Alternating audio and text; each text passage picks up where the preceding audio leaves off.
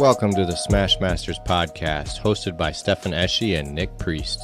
This is where we dig into the auto body collision repair field and talk quality repair methods and how the industry is always changing.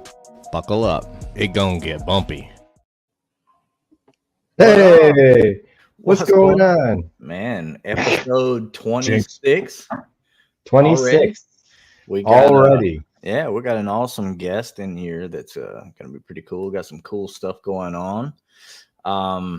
Let's see, what do we have? Oh, yeah, we got the, if you guys haven't went to register for this giveaway on the post. What is it, Steven? It's not posted yet. It's not posted yet? Oh, no. Well, damn. All right. I failed, so I've been a little bit busy traveling. All right. Well, I thought you posted it already. Anyway, I'm in a hotel room in Tennessee, and I'm down here for Rivian training, which starts tomorrow. But I kind of forgot. I'm sorry. So we'll get that post up. Well, anyways, be on the lookout for this. It is the extended handle version, and also this knockdown is coming. Shock blocker knockdown. My favorite knockdown. Compliments of Nick Van Hook from Dent Vision Tools. That's really cool. I use these things daily. They're very fun, very nice. Me too. So let's see. Alex, what's up, Alex? Hey. What's up, Janelle? Hello. Matt. Good to see you. All right, nice. Yeah, so I don't have anything to ramble about before we have James in here. Do you? No. Let's get him in here and see what's going on. All right. Well, hey. How you How's doing? it going? Like your shirt, Stefan? Oh, thank you. We're I twins. Honestly, I didn't even plan this. I just packed it for the training, and then I was like, I should wear it for the day we have you on. So yeah, I mean, it's one of my favorite shirts. What's up, man? How you doing? There's Nick. Yeah. Yes. Yeah. So, the Dent Slayer podcast looks like it's coming along very nicely. I'm enjoying it a lot. Yeah, it's really good. Well put together, really nice video. All that stuff is just fantastic. So, yeah, man. What's up, Brandon? Whenever Matt asked me about doing a podcast, I really did not want to do it. Yeah. No, because I mean, we're already doing a lot. I don't know if you really. We got so much stuff going on, and I'm already doing so much Dent Slayer stuff. So I'm like, dude, I don't know if we can handle this. But one of his techs is Brazilian, and is connected in the Brazilian community. His wife has some kind of Brazilian podcast, and then they have a company comes and films it. Mm-hmm. And so Matt showed me their podcast and was like, dude, what if we get these people to come film it for us and do everything for us? Would you do it then? And I said, okay, if we do that, then I'll do it. So basically I have very minimal like technical responsibilities for it. So yeah, otherwise, man, there's no way we could get all that done and make it look good like that. So I can relate. I struggled with starting this podcast for a long time, and my main thing was, with the fact that I've got a full-time job, my business on the side, I've got my social medias on all of the platforms. It's like I don't need any more work social media wise. I don't need to do any more editing. So no, David, I'm sorry, because I don't have multiple monitors. I do not see the Instagram. I just switched over. I saw your Instagram. So for everybody on Instagram, I don't see your comments. Sorry, because I'm in Tennessee. But yeah, I didn't want to do any editing or anything like that. So I was like, we're just going to do a live thing. Whatever comes out, comes out. Like that's the way we're going to do it. And it's becoming, stop crying. Yeah. It's fun. You don't know, there's whatever happens is out here and that's what you get. So good and bad. That's part of the fun of it, the danger of it. Yeah. Ours isn't live. We can go back and edit something out if we want to, but the whole time there's literally a guy, Marcio, sitting there, and he's working like the switcher. So there's no editing afterwards. Like if I were to have done that, I would have had to film everything, go back and edit and move. And oh my gosh, that would have been a lot of work. So yeah, man, they make it easy. Yeah, like the high-end podcast content, which is really, really I agree. nice. I agree. I mean, and the conversations are really flowing. You guys touch on a lot of different subjects. I really enjoyed listening to your background, Matt's background. It's going really well. So just keep going. I'm glad y'all are liking it. We're getting some good feedback. So yeah, it's excellent. I've been enjoying it, and it gives me something, especially with it being 3 hours, 2.5 hours. It gives me something while I'm working, pushing to just let it play. I don't have to worry about anything, and I can just get lost in work while also hearing somebody else's whatever. Yes. Yep. Hey, I just want to say hi to David, Gene, David, and Daniel. Thanks for coming in. Appreciate it. What's up, y'all? What's up, guys? Got quite a few people coming in. You attract some viewers here, James. Okay. I appreciate it. A popular dude. So, with getting into James, like, how did you initially start getting into PDR? I know you've mentioned it on the podcast. You don't have to go that in depth because I want people to go back and watch yours. But, but just like an overview. Okay. Overview is I got married really young. I was 21. My wife was 20. I remember her parents kind of questioning us like, hey, maybe y'all should wait to get married till you're out of college. That way, you might start having kids. So maybe wait to get married till you finish college. And we're like, nah, we're good. We'll just get married while we're in college. So I joined the Marine Corps Reserves like right out of high school, like a week after I graduated. Okay. So I was in the Marine Corps Reserves. So that was kind of like a part-time job, and then I had another part-time job.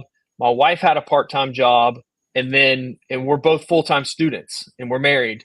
And then boom, we get pregnant with our first kid. And so that first year that I went back and looked at our tax returns, and that first year that we were married, I think we made like $17,000 or $19,000 between the two of us. Had to rent a trailer just to bring the checks home, huh? Nice. So whenever we got pregnant, I was like, oh, I guess I need to have a real job. Yeah. Oops. And so, I mean, in God's providence, the church that we went to had the highest concentration of PDR guys, probably any church in America at the time. It just happened. So it was a small church, and there was I think 3 or 4 at this small church. Okay. And then eventually there was 6 or 7. So, you know how it is. So, Matt Boyette was actually one of the main guys that introduced me to PDR. And I've told this story before, but he asked me, cause I was kind of interested in it, cause I need to find a job. Yeah. Right. And he's like, hey, come to work with me one day and just see what you think. And then I remember we went to this Cadillac dealership, and, some random person pulled up, and Matt made like $100 or $50. I don't know what it was, but he made it in like 10 minutes. Right. And I was like, I've never seen anything like this. Right.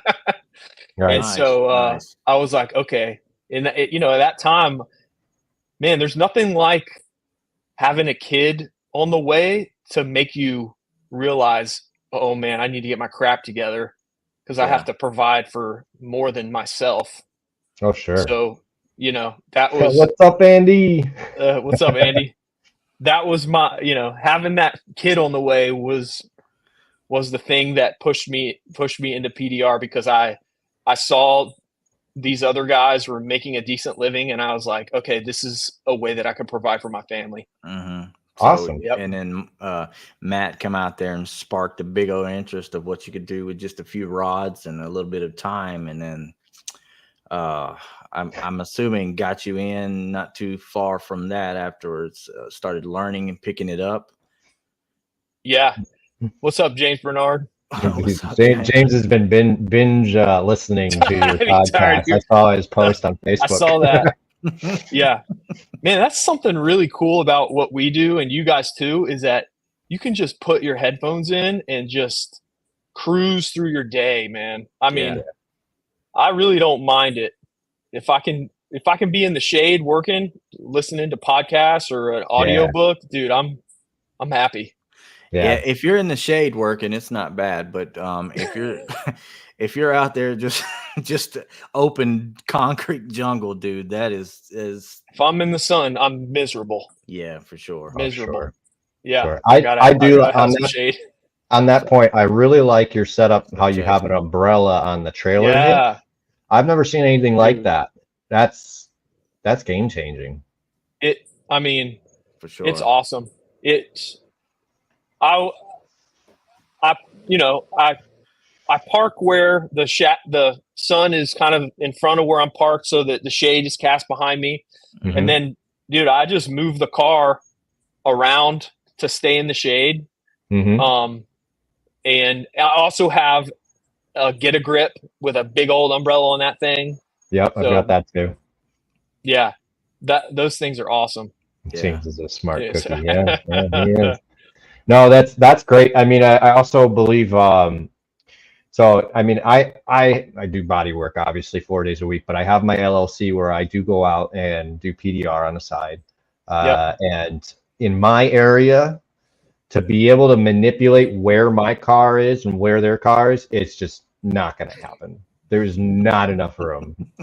Murder podcast. Dude, what's up with the women in the crime? I don't know. Can she tell? She listens to what was her name? Janelle? Yeah. What is it about you guys that you like that kind of thing? Please fill us in. I don't know about podcasts. I definitely do the crime documentaries on Netflix though. Yeah, she stays listening to some that kind of podcast stuff.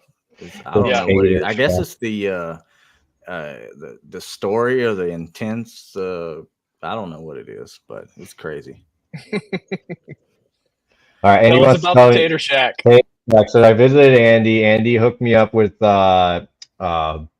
giant baked potato, and there's literally a menu of different styles of baked potatoes you can order from this place called the Tater Shack, and it's just insane. There's taco, there's meatloaf, there's anything you can think of, chicken ranch, just ginormous baked potatoes, just slathered with butter and all sorts of stuff. I had the meatloaf one. It was delicious. So wow. If you're in Andy's area, make sure to stop by his shop. He'll buy you potato. Oh, nice. I'm excited for that. I've heard people talk about Tater Shack. I'm excited. Yeah, he's told me about it once before too. He said it's pretty sweet. He is having meetup in Toy Drive on November 16th. So if any of you are headed to that area, make sure to hit up the Tater Shack. Apparently, it was really good. It was extremely good. Are you lying on camera? Or is it really good?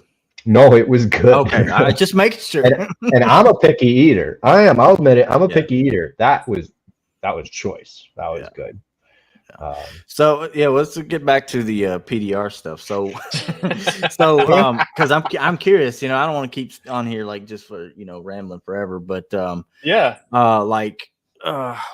going into like your first you went to Dent Wizard, kind of they trained or how did that, because I never got trained. I just was kind of self-taught and just learned on my own and messed up as I went. Sorry. Yeah. Go ahead. Yep. Yeah. Yep.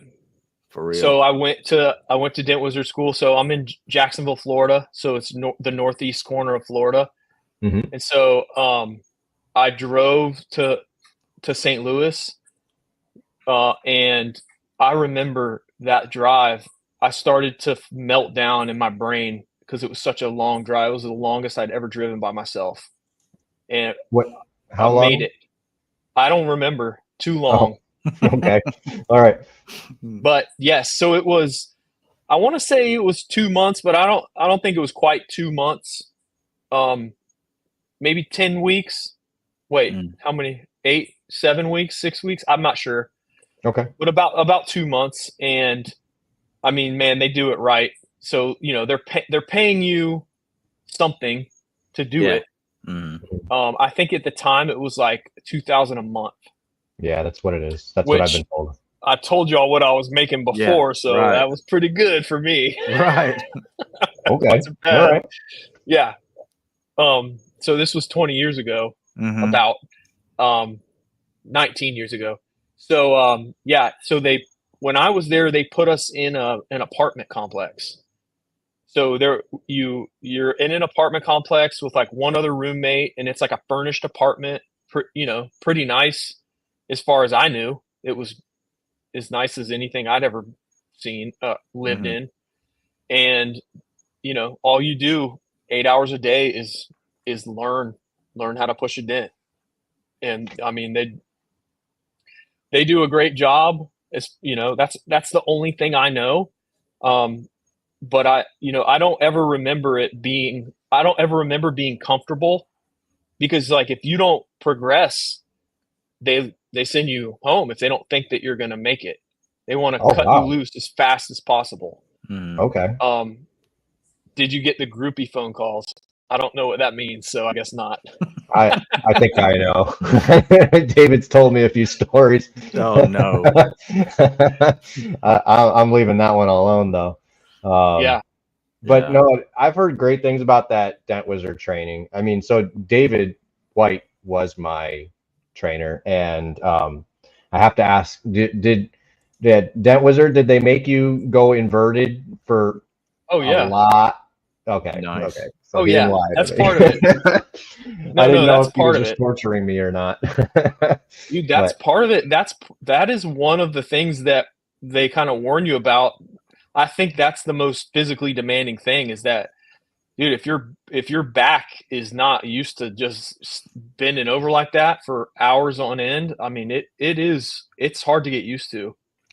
But yeah, I mean, I think that's, like I said, you're doing it all day, every day. It's very professional, but I never felt comfortable. Like, I always felt like I wasn't getting it. Like, I wasn't progressing enough. But I think I was pretty much like middle of the road, but it was very challenging. And I had been through lots of courses with the Marine Corps where it's very fast paced. You can fail out, and it's hard to kind of keep up, and you really have to work hard to keep up with everything to keep going. And the PDR was very, very, very difficult, because it's almost like you can't study more.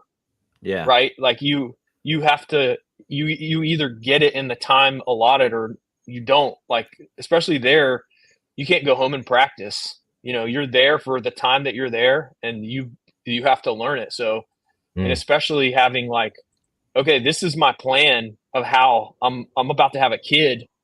I have to have a job. So like, the pressure was on, and I definitely felt that.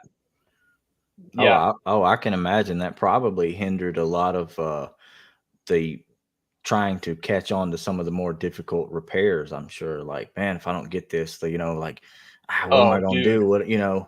Constantly. But it was there was no, I mean, I could have failed out, but I mean, as far as anything I could do, I was not coming home to tell my wife, oh, I failed this thing. I'm going to have to find something else to do. That's the last thing that you want to do ever. Gosh. Is there one like situation or one dent or something that was like just really, really tough and like almost had you at that point, or that you can remember, or is it just, you know, you kind of was just getting it, but just not feeling the best at it? Yeah, just not it never clicked, you know? There, Like there I was wasn't, yeah, there wasn't one thing that you kind of struggled with more than the other, maybe like braces or anything like yeah, it that. was seeing the tip of my tool. That was the thing I struggled with. Okay. Yeah, a And lot of people struggle with that. so every week as the class progresses, you have a test on a Friday, and they grade you on the test so that you know how you're doing. And Yeah. so I think the first week it's just maybe like a dent on a top panel, but then I think the second week you kind of go to the doors where you're inverted. And he's a funny guy. Yeah. But yeah, it was very, very hard. Very hard. Okay. I get that completely. Yeah. I mean, it's a whole new thing you were learning. I mean, especially I coming from a body background, you know, I already had that kind of feel for a panel. For body tech, it's more of a feel than looking and seeing it.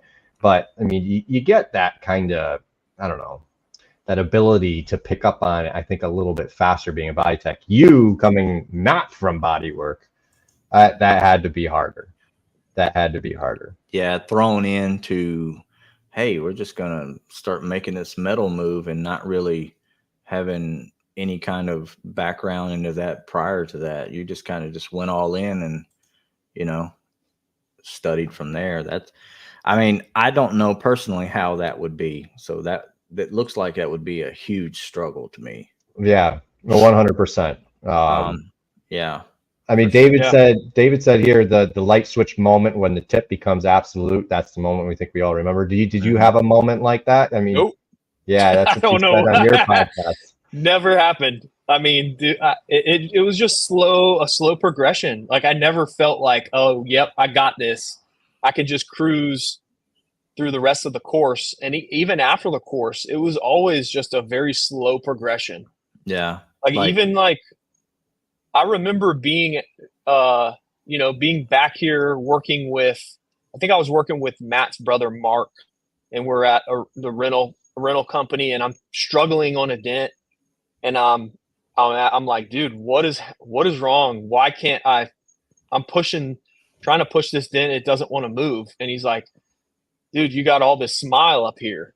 The dent's not going to move unless you knock this down. And I'm like, I don't see what you're talking about. Mm-hmm. And even then I was like, okay, I understand that there's something there. I just can't see it yet. And it just took time. Yeah. Okay. All right. Moving the light around, cross-checking back and forth. It just kind of slowly started building up. And yes. Did you, when you first started out, I know there wasn't as many tools as there are now out there, but was there one that you kind of gravitated to, or like you had 2 or 3 and that's about all you used? And the moose knuckle. One that you really enjoyed or felt comfortable with? The moose knuckle. Well, okay, so they really train you on the doors with a flat bar. Mm-hmm. Yeah. And it's a really simple one. It's called a long flat bar, and it just comes to a point. There's no interchangeable tips or anything like that. Yeah. I've never touched one of those. Not at David's shop at all. Really? I mean, after school, I don't think I ever touched one of those things again. But Ford tool. So on fenders, I still love flat bars on fenders. Like I remember. I do too. Yeah, it just it eliminates a lot of the twisting that you have to do. It makes it more simple and where you can just cruise through a fender. But I remember the first time a more seasoned tech just blew the fender liner out of the way, just like crammed it out of the way, and like, here, use a flat bar here. Don't quit trying to just stick your tool in the little spot. Move that out of the way, and now you have access to this whole thing, flat bar, soft tip. And that was like, oh, dude, this is the way. Yeah. That was That's I've always been a flat bar guy after that. That's one thing in collision repair that that, we always take all that crap off anyway. So we're used to getting all that kind of stuff, easy access and stuff. He lost all those flat bars. What's a flat Andy. Yeah, okay. bar? Yeah, right. So that in a collision sense makes a lot of that stuff way easier for us, Yeah. So For sure. Yeah. Now I'm not. So since Matt came out with those, I can't believe I'm blanking on these. Man, it'll come to me in a second. But his big, thick smash tools, King Slayer. That's it. So that tools. Yeah. So now, I mean, the flat bars will still flex some, but the King Slayers, dude, they don't flex. So I'm willing to deal with that. The twisting, having to stabilize the twist so that I don't lose any power on those things. Right now, the King Slayer and the Severed King Slayer are my favorite tools. Oh, nice. I was going to ask you what your favorite tools were, like as of now. So yeah, they're so simple, but so thick and strong. And dude, I don't know what it is about it, but I just love whenever you're working on a smash, not having to deal with any of flex in the tool. Mm-hmm. Yeah, 100%. No, you're robbing yourself of power, and so that can definitely lead to some trouble. Wearing the shirt, he has to rep. Yeah, man, but yeah, might be some bias there. I don't know, but if it's a good tool, it's a good tool, regardless. So yeah, that's cool. That's cool. Have you helped with the design of any Dent Slayer tools? So not really. I mean, Matt's really the guy that does stuff like that, but he'll ask me my opinion on stuff. Okay. So like maybe there'll be little things where I'll say, "Oh, I wouldn't. That doesn't make sense to me. What about this?" But I'm not super active in that. But he'll ask me what I think about something. Yeah, okay. I could see that. Yeah. Yeah. That cold glue video that you guys done a while back, I know you learned a lot about cold glues, especially in a hotter climate. What glue do you find yourself using now after making that video? Sergio Blue. Yeah. It's so hot down here, so I'm using it more than I ever have. Cold glue. It's just part of what I do.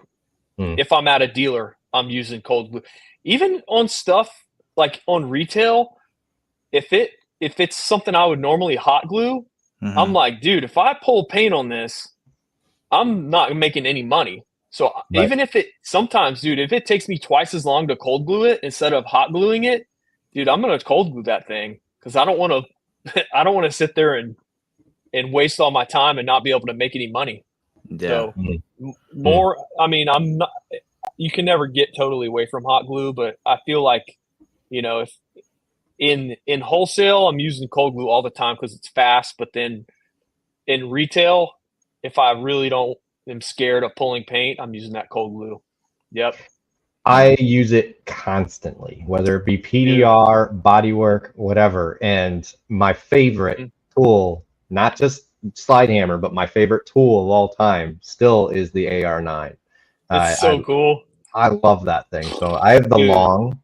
I tried the heavy and the long at MTE, and the long. I just love that thing. I also have Cam Auto's cold glue slide hammer and his tabs for larger stuff at the body shop, and that thing's a beast. But the AR9 is fast. It's just convenient. I mean, the take the cap off, flash the heat, pow, put the cap back on, it's done. You can't get better than that. I mean, when I use that blue cold glue, I've tried using it but it just turns into like a goo and just sticks to the panel, won't stick to anything else except my fingers and the panel. I cannot hardly get it off. So I don't know. the first few times I used it when I first bought it, it was good and fine. I don't know. Maybe I just got something that's bad or something, but like it just disintegrates almost. I can't. I don't know. I swapped. I bought the red and it works fine, but the blue, I don't know. So the blue does. I know that they came out with a new blue formula. Yeah, I think it was in that video. I don't have any of it, but I'm excited to see if it leaves any residue. But the blue still leaves some residue for me. Like when I clean it off, it'll still leave some markings on the panel. I'll have to buff it. Yeah, that's what David says. But yeah, oh yeah, it leaves marks that have to be buffed. Yeah, I mean I'm buffing it a lot of the time. At least half the time I'm having a buff using that. But with the heat down here, the red just is not as strong. So I would rather deal with the residue and the buffing and have it work. But it's all very it's not easy. You really have to figure it out with the temperature, with everything. Yeah. Well, this like David says, I don't heat it up or anything. I haven't touched it, no shape or form. It's not even, I in the morning times just flash the panel and wait just a few seconds. No, I stick it to the panel. It'll pull a couple of times. That third pull, it just kind of like spreads and starts gooing up. I don't know. It sounds like it's too hot. Yeah, that's what it sounds like to me but too. It'll be 75, 80 degrees. The panel will not be hot. It'll be cold. Like maybe do you have a lot of glue on there? I've seen that too. No. Putting less glue might help. No. I've got it to where to barely be on there. Like there's almost nothing on there. I think we got to dive deeper into that one. I'm going to buy another pack of that just to see, like if because that's an old pack of glue or Sergio's glue that I have. So Corey is correct. Mineral Spirits takes it off without buffing. Yes. Another one would be Body Shop chemical we use all the time, wax and grease remover. Takes it off real nice. But if all you've got is that alcohol, and I do recommend 99%, I find that the residue on the panel, I'll take the torch and I'll flash it with the torch, heat it up, it gets softer, and the alcohol works faster and better. So that's my tip for people out there that are mobile. You might still have to buff it, but I mean, you're probably buffing it anyway. So yeah, but that's my secret sauce. That wax and grease remover. Different companies call it different things. Usually it's called 900. I'd recommend most PDR techs pick it up, because when I take off the cold glue residue, that's the only thing I grab is that wax and grease remover. But Corey is right. Mineral Spirits too. It's another thing we have lying around the body shop, and it does take it right off. I can't say anything about the buffing, no. I will have to like make a video of this and just show you guys what I'm talking about. It's like I don't know. It just starts separating. It doesn't come off of the tab, and it doesn't come off of the car. It just I don't know how to explain it. It's nuts. I've never had another one do that except for that pack of glue or cold glue. I haven't bought another one. I bought the red just because I was like, well, let me try something different and see what happens, see what everybody else is doing. Y'all were saying that the red isn't as strong too, and I got to tell you, I got the red on my Cam Auto tabs. There are times when I can't get that thing off. I mean, that stuff is plenty strong for me. I've created high spots on dog legs, like quarter dog legs. That's a strong area. So it's wow. If you use it correctly, that red can be very, very, very strong. I'm gonna make a video and just show you guys. I still have some of it left, and it is just totally pissing me off. And none of my other ones will do this except for that one. That one, the first few times I can get it to pull really good and get what I need out, but after that, like I'm spending trying to wipe it off with wax and grease remover and whatever else I can find that I have. Yeah, but it breaks apart like a foam, kind of like she said, because I was showing her a video of it. I was like, I had her on there cussing and all kind of stuff. Oh, but That's weird. Yeah, I haven't had that issue. Where are you at, Nick? Well. Where are you located? Mississippi. Oh, okay. Yeah. Okay. Not too far north from you guys, so it still gets hot. No, similar. But, yeah. But in the morning times, like I made a specific point to try it in the morning, like where, nothing should possibly go wrong, and it still did. And like I was at that point, I'm like, something's got to be wrong with this specific glue that I have. Maybe you got a bad batch. It could be. Yeah. I mean, I want to see the video. I mean, we have smaller, not smaller, but Facebook groups that aren't completely public, like Real PDR Beginners Help. Take the video and then post it on there, and you're gonna get like 50 comments from people with suggestions. I mean, whenever I have an issue, I go right to that group. So turn the AC on in the shop. What shop? Yeah. Yeah. When actually, Nick out does on the lot, I do, but I mean, most of the time I'm going other places. I ain't hanging out there too much just because I'm one person, and I try to go all over the place. But I don't know. I just thought I'd bring that part up just to see if anybody else has had that problem, because it's been kind of crazy. I think we're gonna have to dive deeper on that. But I do want to ask you, James, being that you didn't come from the body shop, how do you feel about taking things apart, R&Is? Yes. Do you do all your own R&Is? Is it something that kind of makes you nervous and you avoid? Or I don't like it. Yeah, I don't like it. Okay. I can avoid it. Sorry. I love to avoid it. So I've only been in business for myself since March 1st. Yeah. And I finally got my first hail car at a body shop. Okay. And I did it. I did an estimate and everything. And the manager calls me back and says, "Hey, the insurance company or whatever, you need to take all the R&I off of that because the shop's going to do it." And I said, "Yes." Right. Yes, I'll gladly do that. So, I mean, I don't like taking anything apart because I just feel like I'm not doing it properly, even after 19 years. I know how to. I've dropped a million headliners, but I don't know that I've ever done it properly. Like, I don't know that I've ever taken apart the side pillars. Okay. So, just one. You don't both sides or just one. You just kind of fold it and pull it down, or yeah. Most of my time in this business has been wholesale with rental car companies. Okay. All right. Yep. Well, yeah, it's definitely something it's a whole nother skill. Yeah. Doing the R&Is. I mean, and knowing, I mean, one, just having the correct tools.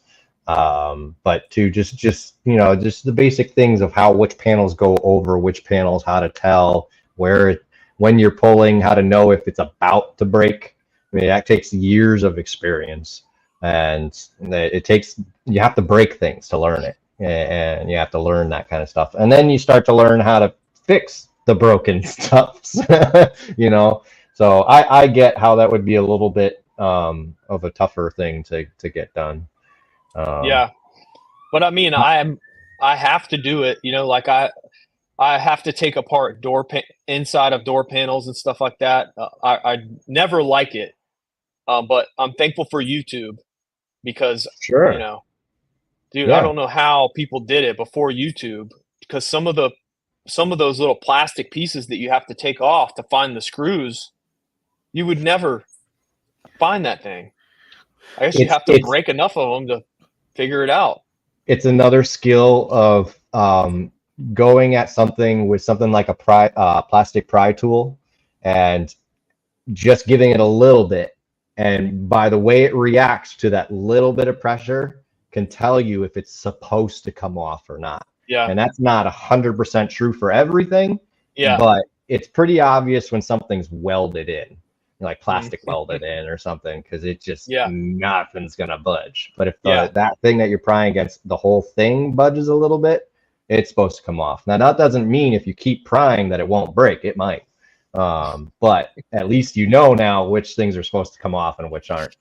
Yeah. Also with door panels, a body shop's such a good environment for that, because if it breaks, you order a new one, and it's not, you can wait to get replaced. Well, absolutely. all collision guys are hoarders of bolts, nuts, clips, and grommets and all that. So, I have at least 3 full toolbox drawers of just that kind of crap. And just from taking stuff apart over the years, so if I do break something or if I need a clip, I probably have it. Which, I know a lot of guys don't have a lot of that stuff. Yeah, sensor grommets and all. Got a ton of those. Yeah. What's going on? I don't even know what that means. The park sensors have clear grommets around them. Okay. And that's what he's talking about. Like, just stuff like that the average person would not know anything about. But if you lose one of those, or something happens in a body shop and you have to wait to put a car together and you're just waiting on one little clear piece like that is so annoying. So anything that's used parts, anything, we get it and we just take everything off of it, stick it in a drawer, label it or whatever, hoard it up, probably never use it again. But I mean, you can go to Amazon and buy these kits of replacement clips that are common clips. I may recommend everybody picking up one of those, and they're not expensive. It'll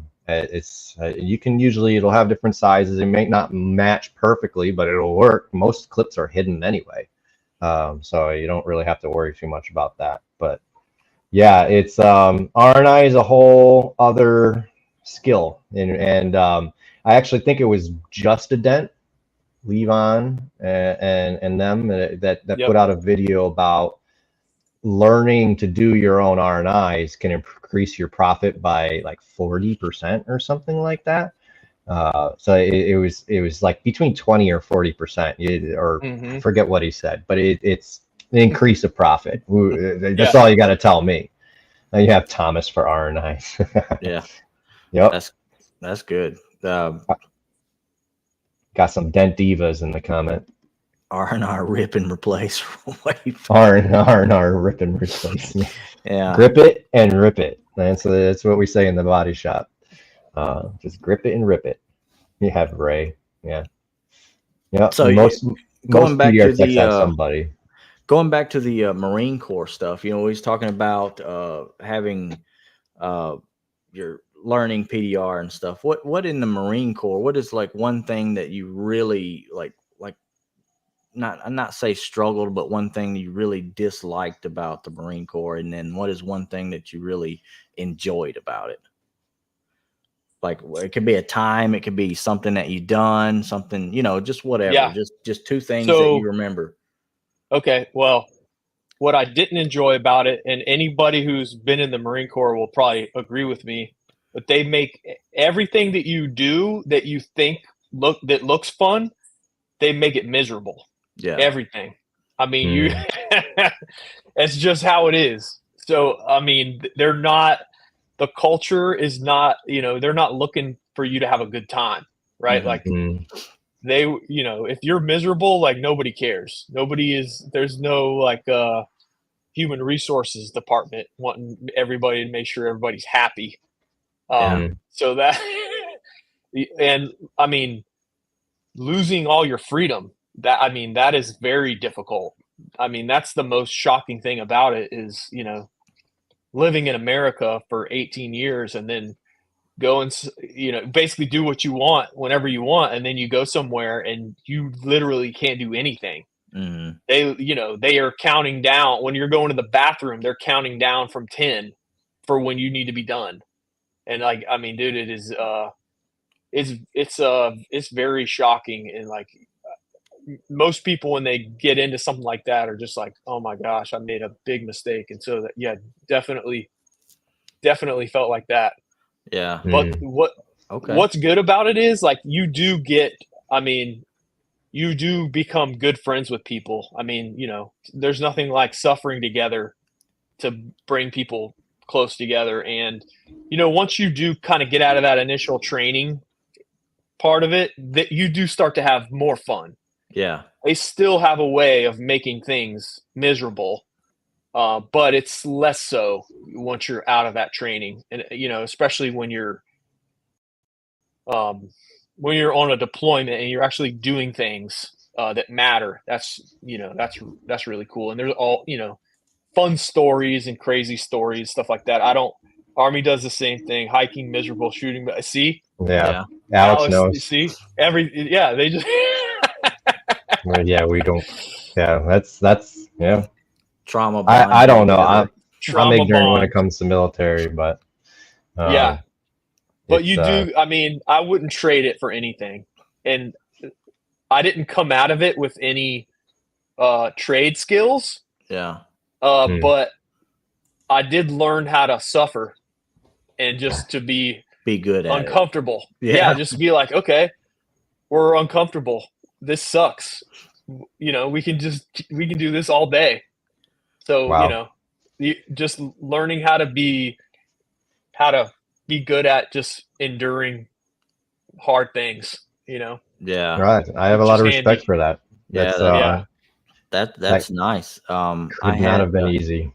I dropped out of school at 16, so I didn't get my GED, and I applied to be in the Marine Corps, but of course, they like, oh, go get your GED, this, that, and the other, and I was like, well, I'm not gonna fool with all that, so I'm out of all that. I'm gonna go find a job right now. So I didn't get to go to it, but at one time I was really pushing the issue, to try and do it. Yeah. So. Yep. Raw Andy. Yes. I should have gone in the military. I definitely should have. I think it would have been very good for me at an earlier age. I would have gotten some discipline that I needed. But it is what it is. Ended up in a good place. So that's why my cold glue doesn't work. That's why your cold glue. Yeah, it probably is. Hey. Whatever keeps kids in school, I guess. It was the military was a good experience. Back then I have 3 boys and 1 girl, and I would have loved for all of my boys to have served in the Marine Corps or in another military branch. But now I don't feel the same way now. Like the way things are, the way that they're pushing that just super left-wing agenda down everybody's throat is completely changing the way things are. And I'm not recommending my kids go in the military right now. Yeah. Hopefully that swings back the other way, but yeah. Yeah, I get it. No regrets for me. Yeah. Yeah. Good times. Good. That's good. Good situations happening there. I mean, it probably shaped you up to the person you are today. I mean, you probably can handle like a lot more than what the average person can handle as far as like stress environments and all that. So, mind training stuff. So that's cool. That's awesome. Absolutely. What about you started your new business in March? I know you had a situation maybe that it was unexpected.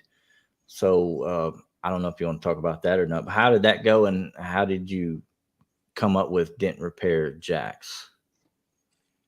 Yeah, so Dent Repair Jacks, I started making videos when I heard probably on the PDR College podcast. Nice. Where they were talking about doing YouTube videos and how it helped them get found, like in a retail environment. And dude, this was a long time ago, man. Yeah. I mean, they've been saying this stuff for a long time. Yeah. And so eventually I was like, okay, you know what? I'm going to start pumping some stuff, some content, just get something rolling. And on Facebook and Instagram, I just put Dent Repair Jacks as the name of the account. Yeah. Yep. Because it's, Dent Repair in Jacksonville, Florida. Yeah. Yep. So more, I guess, SEO minded way of naming something. And so that I did that for a few months, making repair videos, and then I was like, dude, this is going nowhere. This is a lot of work and a lot of time, and 6 people have watched my videos. and then, Yep. and then I don't think I made a video for like 2 years. And then I went back on YouTube and looked, and some of the videos had like a lot of views. And I was like, okay, eventually some people saw these things. And so then I was encouraged, and then I started in a, more disciplined. I thought you meant you jacked out. I mean, kind of. So then I got more. This is all. I was still with Dent Wizard when I was doing this. Okay. And I was like, I'm just going to do this to possibly prepare for the future if I ever want to do my own thing, or who knows. Yeah. And so Smart. I did that more disciplined for, I don't know, a year or two.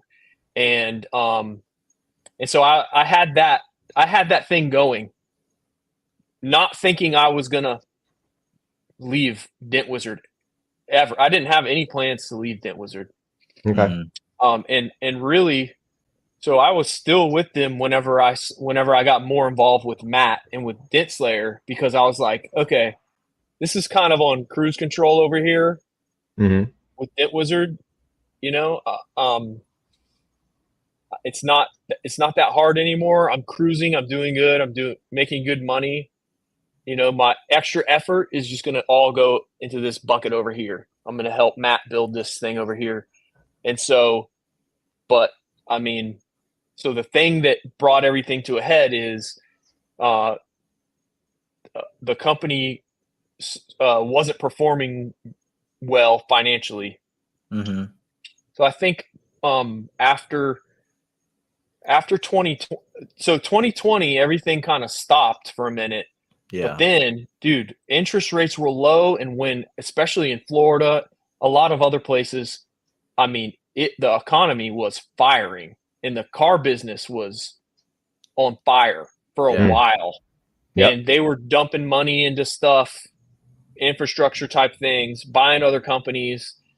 And I think they probably overplayed that hand, thinking that, because they're trying to grow. That's what their goal always is to grow as much as they can. Mm-hmm. Yep. And then the interest rates went up, inflation, everything like that.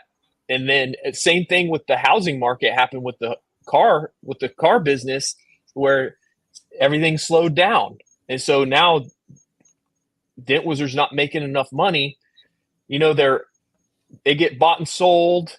There's always somebody putting pressure on the company to, hey, you need to make more money. That's the point of this. That's why we bought this company, whatever. Right. And so they said, okay, how we're going to squeeze the profit out is we're going to do a fee on all of the commissioned employees, all the technicians. And so I was just like, man, after 18 years, I don't think I need to pay. I don't want to pay this fee. So if y'all can figure out how to get me out of this fee, I'll stay. But if not, I'm probably going to leave. Yeah. And I told my managers that, and I told them I'm definitely going to leave if I'm not going to stay and pay this fee. And so they good for you. That was the rule. The company said, I'm sorry, that's what we're doing. We're not making an exception for you. And so then I said, okay, then. And they treated me great as far as like leaving and everything. Nobody was mad at me. Like everybody treated me well. I left on good terms. I'm still on good terms with them. So that's good. Yeah. So hey, Juan. What's up, Juan? But the social media presence definitely helped me get going faster than normal. But I still had to to hustle to get dealers because I could not, as much money as I would pour into advertising, I couldn't get enough retail work right off the bat.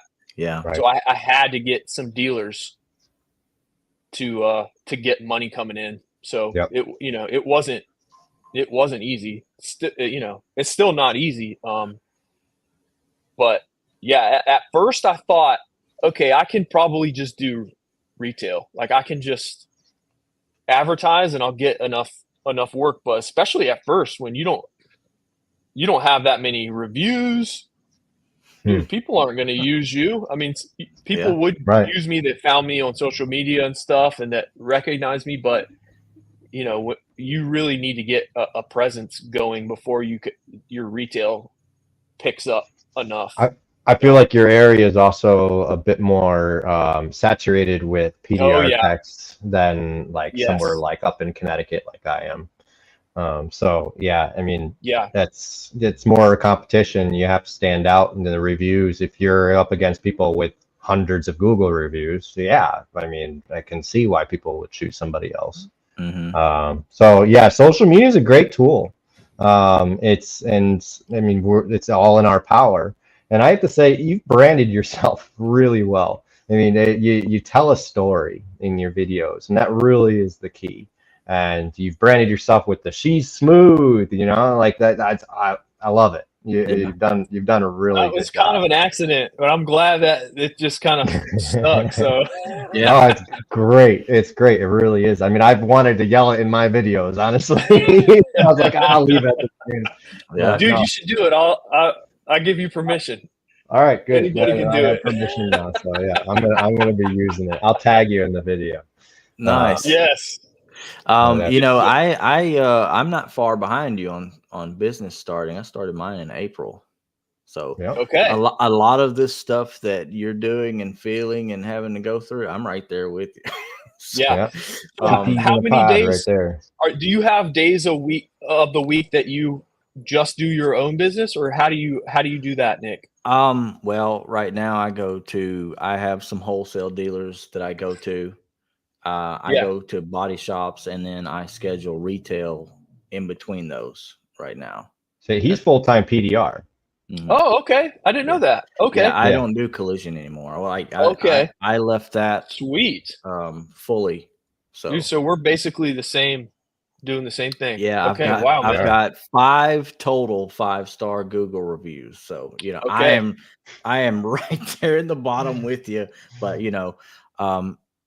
it is a struggle as far as maintaining stuff, getting stuff, going to dealers, catching this, that, and everything. So you gotta hustle, man. You gotta hustle, and you just gotta be okay with rejection. Yeah. And I get rejected a lot. Yeah. whether it be, you're too high on this, or or I don't think, and it'll be crazy stuff. Like people will send me their tailgate caved in and they want it done for like $80 on an aluminum truck or something. I'm like, no, can't.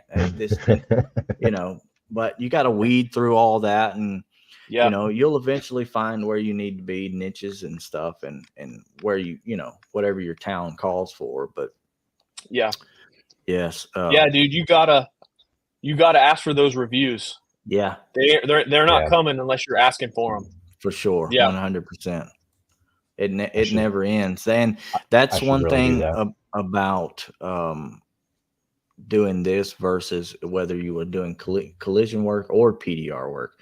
When you leave that place at 5, you left everything behind, including your toolbox, tools, except the dust on your clothes. Now it's just like, well, I'm 24/7 here. Feels like it's constantly trying to get that next job scheduled. Constantly. Yeah. He was doing it right before the show. He was on a phone with the customer. So it's just what it is. I mean, even with my side business, if my phone rings, my dent shop, like that's my life now, and it's good. That's kind of the price you pay, man. That's what it costs. Yeah. But that's when you're at first, when you're just starting and you answer that call, dude, that is not everybody in your market. The guys that are busy, they're not answering that phone every time it rings. Yeah. Right. Because it's annoying to them, you know, like, Right. dude, sometimes I'll talk to Matt and he'll be like, dude, I had 83 calls today. This sucks. And I'm like, oh, I'm glad it's annoying to you at this point. Yeah. But, Right. you know, like once you get that thing going, it's not as important for you to answer every single call, to do all those simple things that whenever you're just starting out, you have to do those simple things well, because that's what, you can't compete on Google reviews. You can't compete on word of mouth yet. You got to compete on answering the phone when it rings. Yeah. Yeah. Right. And no, doing it solo can be tough. It was tough on me because we had a round of hail work hit through here, and there's a few body shops I go to, and each one of them had like 2 or 3 cars for me to do, and they were 30-40 miles apart, and I didn't know how I was going to do all of them at the same time. So I would do them like in the middle of the night at one shop, and then I would be over here in 10 o'clock that next day doing that. And it was crazy there for a little while. It was you disappeared for a little bit. Yeah. So it's kind of, I guess since school came back and stuff, it kind of slowed down a little bit. But yeah, for a while it was nuts for me. It was nuts. Like I didn't get on social media. I didn't post nothing. I was just like making that money. Yeah. Yeah. But I will say that's how I've gotten my accounts that I do have, is that there was a local PDR tech that had a bunch of accounts and then stopped answering his phone. So as I was going out handing out my business cards, I'd get to a bunch of shops that had somebody else I know who does answer his phone. None of those shops called me ever. And I never tried to go in there and try and take his work. I just went in there and said, listen, I know that sometimes the techs are busy. You might need a section option. Here's my card. Give me a call when he can't, And those shops never did. But then another tech who's not answering his phone, those shops are now coming to me, And so, I mean, I get not wanting to answer the phone every time, but it's an easy way to lose some accounts. And so I'd recommend people choose wisely when choosing not to answer the phone. But I mean, that's a good problem to have. Too many phone calls. Yeah. And I mean, even it's still a numbers game. Even when you're answering the phone, like Nick was saying, I think I probably book like 1 out of every 10 people that call me turn into a job. Like it's just a numbers game, man. Sounds about right. You just gotta be. That's just what it is. At least that's what it is for me. And I had some that, like I had just a complete, like it seemed like an ongoing trend here for a little bit. Like I was getting people, I was writing estimates and getting turned down on every one of them. And then, one came through and I was like, I'm just going to write this thing. They're not going to call me anyways, just because of my trend. So I wrote it and I put everything on there that you could imagine. And they called me right back and was like, yeah, start this thing the next day. And you just never know. Right. And it gets discouraging, especially when you start getting turned down for a few, or somebody, I don't have the money to fix this or that. You get to thinking, well, what at this point, is something wrong with myself? Am I doing something wrong? Or, I don't know, but it's a mental battle just as much as it is physical. We was talking, talking about dent wizard training, being upside down and, doing all kind of crazy stances with your repairs. Sometimes mentally it's just as much of a beating on you with all that other stuff. 100%. Yeah, 100%. Owning your own business, man, it's not easy. Like, no, dude, sometimes I'm like, man, just being able to leave work and not think about work until you go back the next day, that sounds kind of nice. There is something to be said about that. For sure. I mean, I used to want to be an auto body shop owner. And the more I learned about the business, I was like, nah, I'm happy about going home at 5 and not having to worry about this. Like this just looks like a headache. It really does. Mhm. PDR, owning a business, no matter what it is hard. Like you're just saying, auto body is extremely hard business. PDR, I feel like I have a better grasp on. I can do it myself, at least for now. So, but yeah, there's something to be said about being able to just clock out at 5 and go home, knowing what your paycheck's going to be every week and that kind of stuff. Yeah. But everything has its pros and cons. I mean, oh yeah, you can't. I mean, I've taken more days off since I've been on my own. I've taken more Fridays off, or just and like I'm still making the same amount of money as I was. So it's like, dude,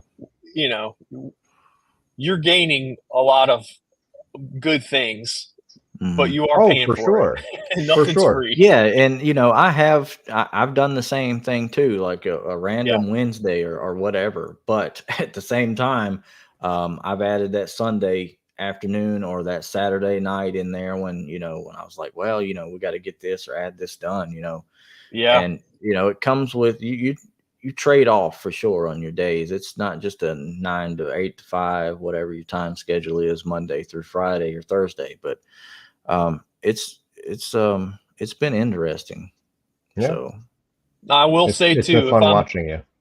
Yeah, if I'm at the house, I'm working. I'm still working. I'm editing video. I'm doing this. Dude, I feel like, especially if you're in the retail side of the business, if you're not busy and and work's not stacked up, there's always something to do.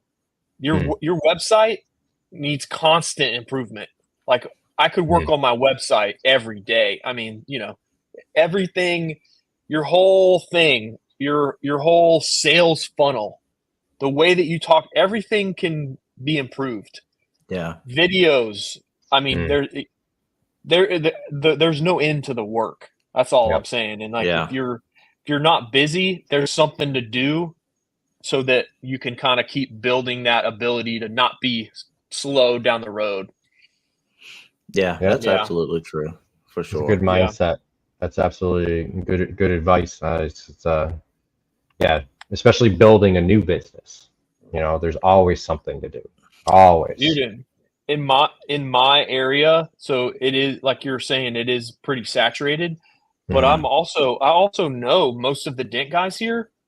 So I was very limited on, I was trying not to compete, so I can't compete with Dent Wizard, and I don't want to compete with the guys that I know that I'm friends with. So like, dude, it was very limited on the accounts that I could go into. Yeah. And there's one guy that I didn't know that ended up getting a lot of that heat. But that's that's how it is.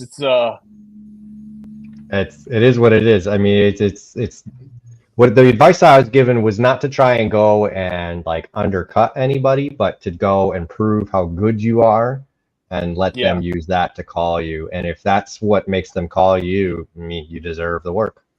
It's just what it is. You put more work, more effort into your work. You should get the work. Hey, Tad. Yeah. And I feel like the longer you're doing it, the more likely something magic's going to happen, where something just falls in your lap and you're like, oh my goodness. Like if you, Stefan, I know you didn't listen to the Bryce podcast yet, but not yet. Nick, you know what I'm talking about, where someone that ran an auction found one of his cards in a mud puddle. Yeah. And picks it up and could barely read it. And this is when he was barely starting out. He wasn't good at all. And that was his break. Was someone found his card in a mud puddle, and their current dent guy was hungover asleep in the car. Yeah. And he landed the auction account where he cut his teeth and learned how to fix big dent. He'd put his tools down for what, 8 months prior to that, or was around that time? Something like that. Yeah. It was crazy. And, I like to see the before and afters and people showing how good they are and how, everything and all that on Instagram and Facebook. But when you get down to these podcasts that show like in the muds and the trenches that people would, like he was talking about, like him putting his tools down. He wasn't good. He didn't, he was thinking about doing the DJing and all that. He wasn't even going to even be a PDR tech, and then now Bryce is out here just killing it, Right. Those kind of conversations and podcasts are really motivating. Yeah. So yeah. I've enjoyed that. And that's, I know there's a bunch of stories out there, so we just got to capture them all. But so far, it's been really cool and eye-opening, motivating, all that stuff. Yeah. It has been really cool to hear people's stories, whether it be on your podcast, on Ginger Bros, on any of them. Yeah. It's really cool to hear people's stories, and it's motivating. It's just good information for those of us that are looking to improve ourselves or maybe start that business or if they're in a company that they want to leave, so whatever. Yeah. One thing I thought was really cool that even Bryce goes, you know what? I was watching a Mike Toledo video and he was glassing these things out. And that's what really got me motivated and, set up to like, hey, we can do this, so that was really cool. And like Janelle, she paints and restoration, but she went to school to be a hairstylist. So, I mean, there's always something out there that somebody else could have or almost was into before you kind of got drug into the collision PDR world. So those stories are always cool. I like those. 100%. 100%. I mean, when we talk about starting in it, there's usually some training involved. Do you, a lot of PDR techs offer training. Do you offer training? So I don't, but, so we haven't told anybody about this, publicly, but probably before the end of this year. So we've been, Matt and I have been working on this for a while. But we should be releasing a beginner's course by the end of the year. So a PDR beginner's course. That's awesome. Yeah, PDR beginner course. Basically, Matt's the one teaching everything, and I'm the one behind the camera, and I'm the one editing everything. So yeah, we're. I mean, he's a really good teacher, and he has a way of teaching that really clicks with a lot of people.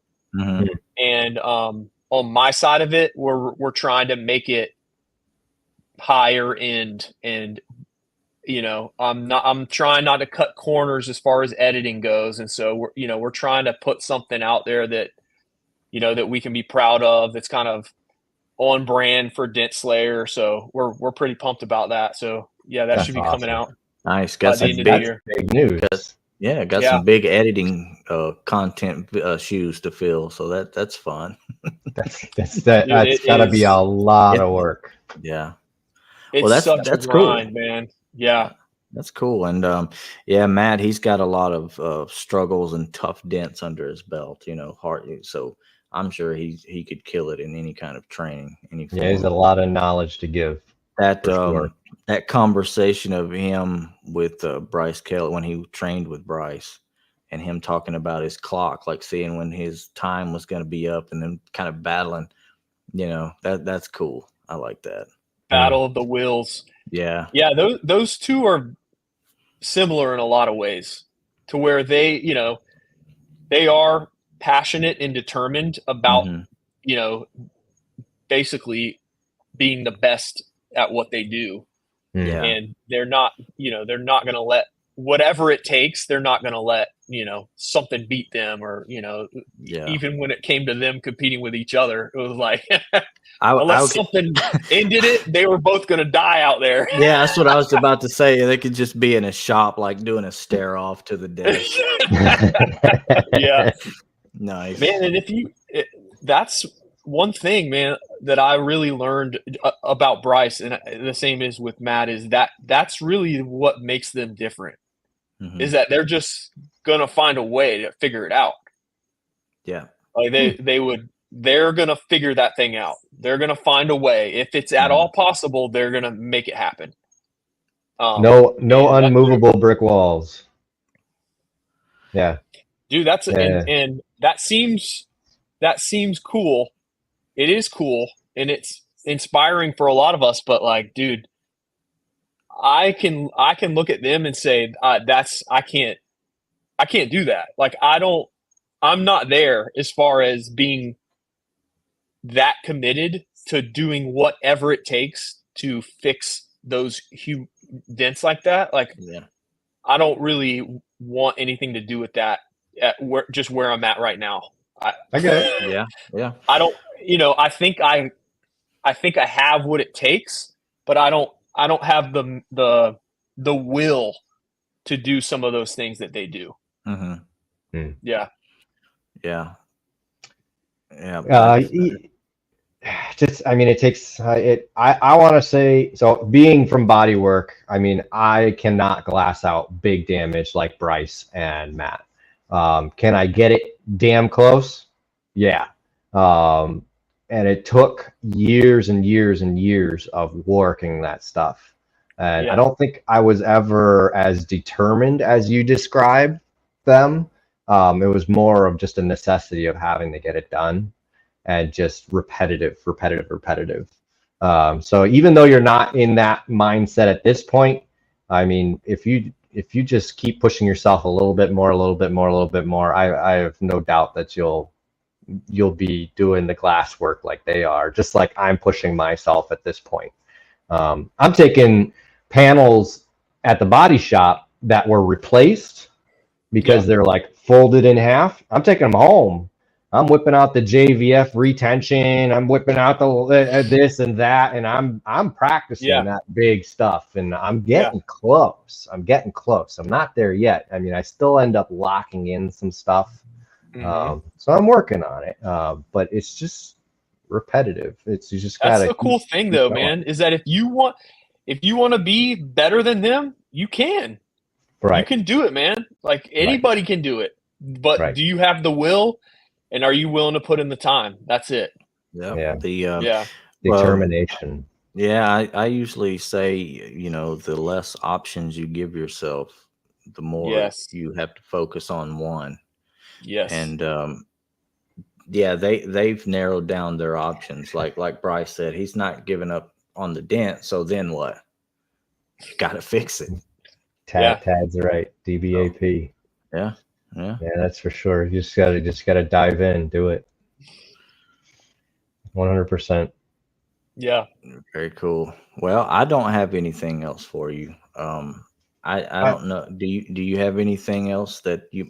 And like I said, these are collision guys that you're talking to. Some of them. So, do you have anything else that you would? I wanted to know just about. Stefan briefly told me about how he learned PDR. How did you learn PDR, Nick? How did I learn? So I started glue pulling in 2018. I seen just a little hint of like some Kiko stuff come in a business catalog, so I started flipping through it, figuring that out. There was a F450 crane. It was a crane truck. And it had been hit in the cab corner side, and they were talking about replacing it, and was going to have to take this whole cab and everything off, and it was going to be a huge deal. Well, I said, I think I can do this. If you buy this set here, I think I can do it. And he's like, you really think so? I said, absolutely. So he orders this. I think it was called, I can't remember what it was called now, but it was like a version 2, or it had the Kiko bridge and, a couple of tabs and stuff in it. So he gets it. And I don't have a clue as to how glue, panel adhesion, any of that works. I'm just kind of going off whatever. But I eventually just kind of figure it out. Not perfect like till we have it today standard, but just making glue stick and seeing what tabs do what. So I pulled that entire caved in aluminum quarter panel out with glue while learning it at the same time. And it took a while. It took a long time for me to figure out how to do it. And that was my first encounter with glue pulling. Shortly so you fixed it? I fixed it. I didn't PDR it. This was conventional repair, right. but I fixed You it. saved the panel. I saved the panel. To the point where I had to light mud it and prime it, and it was done. So we didn't. Were you just watch it? Like, did you watch some YouTube videos or like what? No. What were you going on? I did. Wow. They sent the little card that they had. Raw dogged it. The little card that they sent in was like the 6C process. At that time, I don't think it was as defined as it is now. You went off the card. I just went straight off that. There wasn't nothing like. There wasn't really huge damage out like it is now. Like you could go off of. So I did that, got that done, got that figured out, and it took a while. Like it's a short version of the story, but it was huge for me. So a dent guy comes by shortly after that, same shop, and he's doing some hail work on a Tahoe, I think it was. And I got to asking him about some stuff, and he was, pretty cool about it. And he gave me his card. I can't even remember his name now, but he left me his A1 tool slide hammer. It was like, man, you can have this, hope it works out well for you, whatever. And so 2020, I started collecting dent tools, actual push tools. And when we get used panels in a collision shop, I would just practice on those used panels because worst case scenario, I mess it up and we have to like mud it or whatever anyway. So that's how I got through that. And I just kept like progressively getting bigger and bigger damage and trying to like push myself in the collision world as far as like, doing just really big hit stuff and kind of just fine tuning PDR like that, catching up on little stuff from here and there. Look, you're just self-taught. You're not yeah. Wow. Yeah. Were you using a light? Like, did the PDR guy kind of give you some pointers or no? You weren't using a light at first? No, I didn't use a light. I didn't use a light for it. I didn't use a light for like I use a light now, but I'm not out here like Sal Contreras. But the first 2 years I started doing this, I didn't have a light. I used the lights on the roof and the ribs in the door.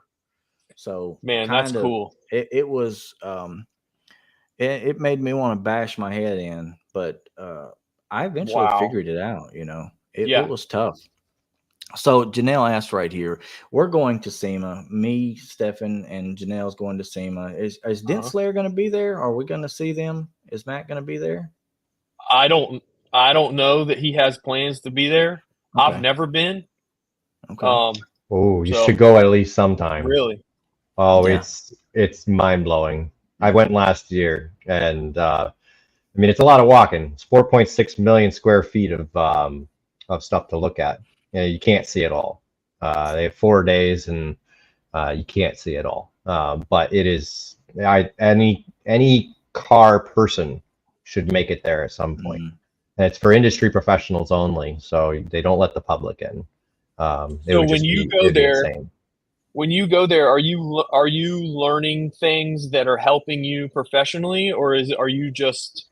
You can. There are classes and speakers and all sorts of stuff that you can do.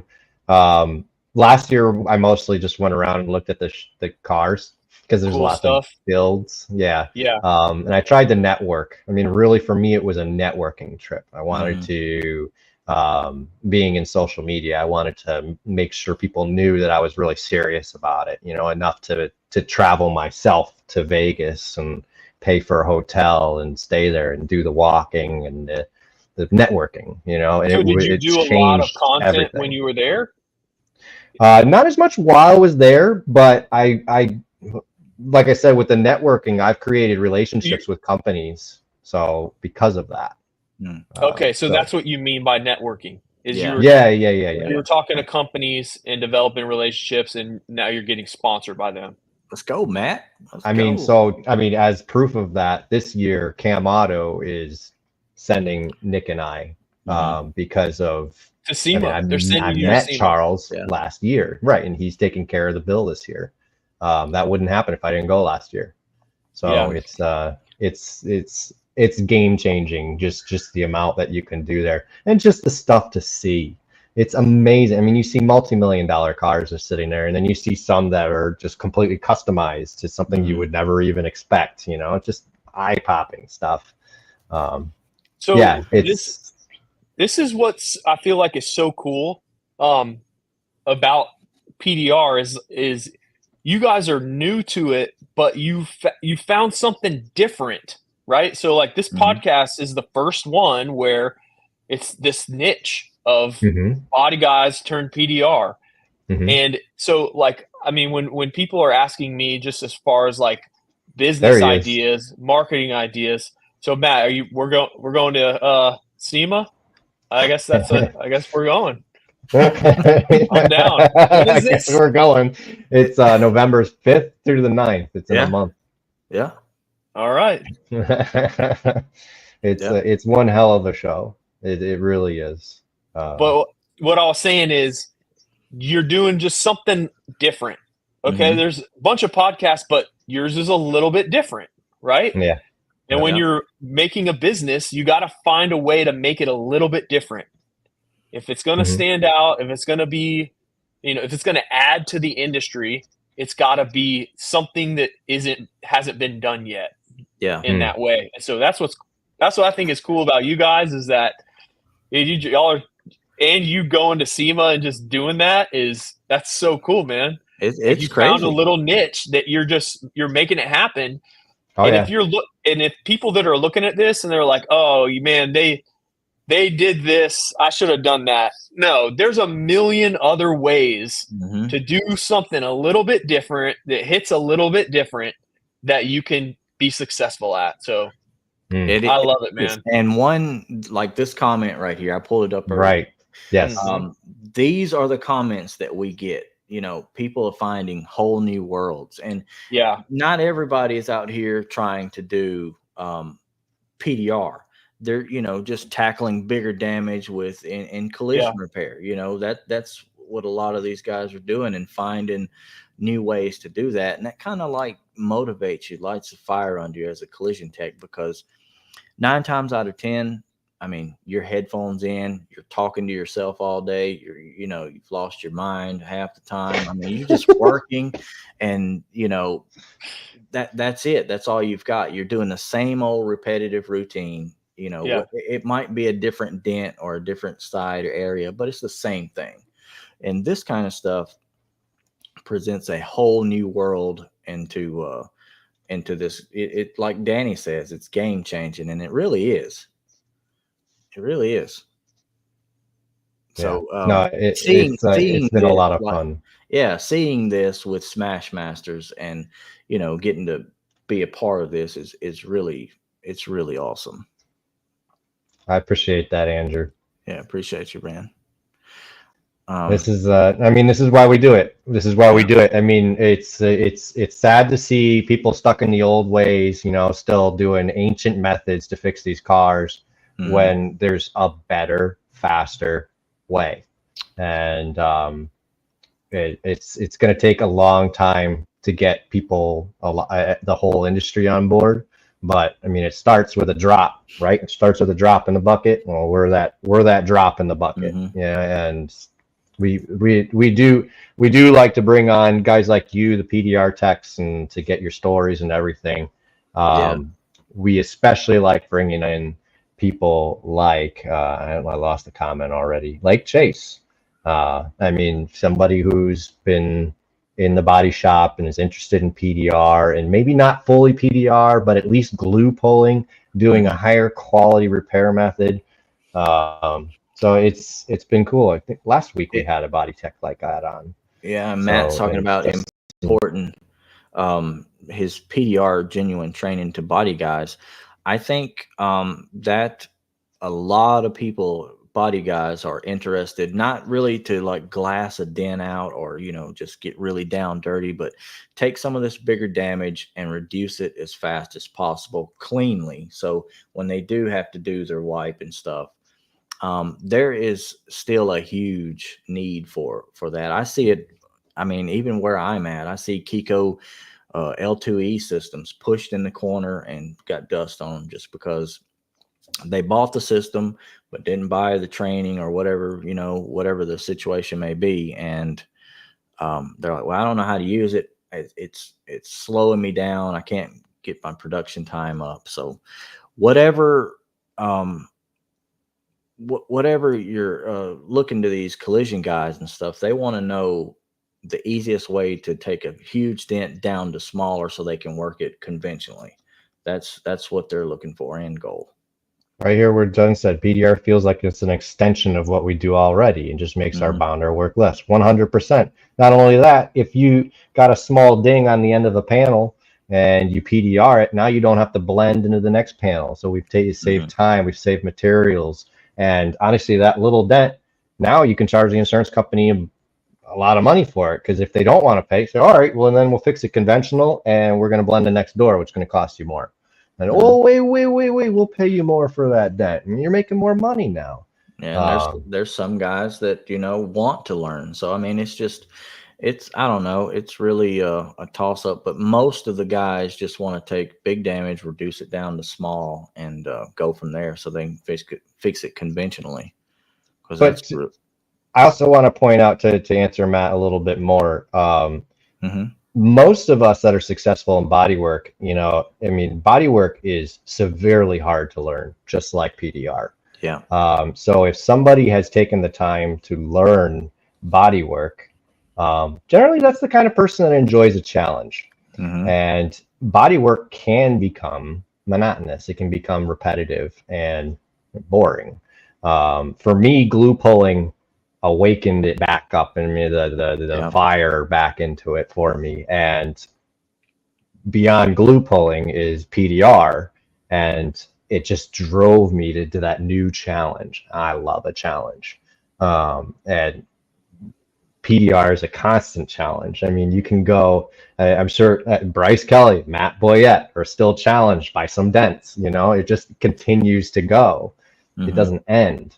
So I feel like the average body tech, maybe they don't know it, but I feel like they'd all enjoy the challenge of continuing on to PDR, whether they use it just in the body shop or not.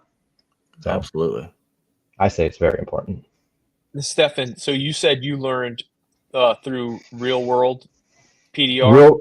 That's how I started. So that was my first bite the bullet kind of like, if I'm going to do this, I'm going to need some kind of training. I was really looking for something financially doable, and in-person training is expensive. So to start out, real world PDR's 101 course, I think it's $55 for a certain amount of videos, got me to be able to find the tip and fix very small dents. I was PDRing very small dents. I had never been able to do that before. And if you had asked me years before about picks, I'm like, yeah, I've tried them before and I put them back there and I can never find where I'm going to push until it's too late and I crack the paint. So it got me past that level. And then I'm like, well, maybe I should do the monthly subscription. And I did. And I moved on to that. And I did a lot of at-home practicing. And I watched a few coworkers go to PDR training, in-person training. And I said, I want to do that. I went to my boss and said, I want to do that. So I found somebody locally, David White. And I said, that's the guy I want to learn from.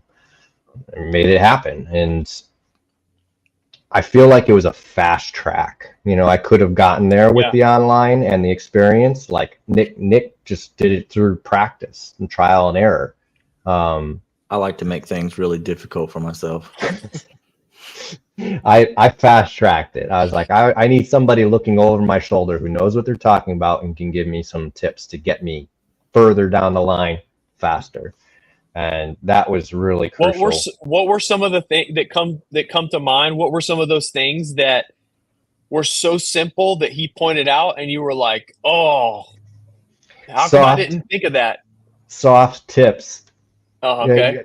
The soft rubber caps or Uh-huh. something, that kind of stuff. I just blew my mind because I'd be using it for like 2 pushes and then go right to metal. He'd be like, whoa, whoa, whoa, don't go to metal yet. You don't want to do that. That was one of the main things. Another main thing, I thought I knew about light placement. I didn't.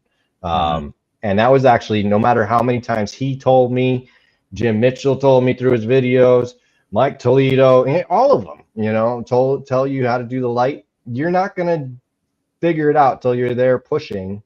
And then at one point I was inverted on the panel, and I'm I can see the light, I can see the dent, I can see my tip, but I'm not getting it right. I'm like, what the hell's going on? And then if I move my head a little like this, all of a sudden my eyes could focus on the orange peel.